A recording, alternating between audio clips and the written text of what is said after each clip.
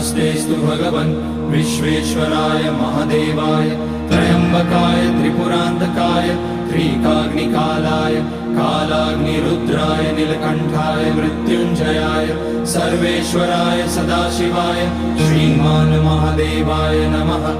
ॐ नमः शम्भवाय च मयोभवाय च नमः शङ्कराय च मयस्कराय च नमः शिवाय च शिवतराय च। ॐ त्र्यम्बकं यजामहे सुगन्धिं पुष्टिवर्धनम् उर्वारुकमिव बन्धनान् मृत्योर्मुक्ष्यमामृतात्। नागेन्द्रहाराय त्रिलोचनाय भस्माङ्गराय महेश्वराय नित्याय शुद्धाय दिगम्बराय तस्मै नकाराय नमः शिवाय। मन्दाकिनी सलिलचन्दनचर्चिताय नन्दीश्वर प्रमथनाथ महेश्वराय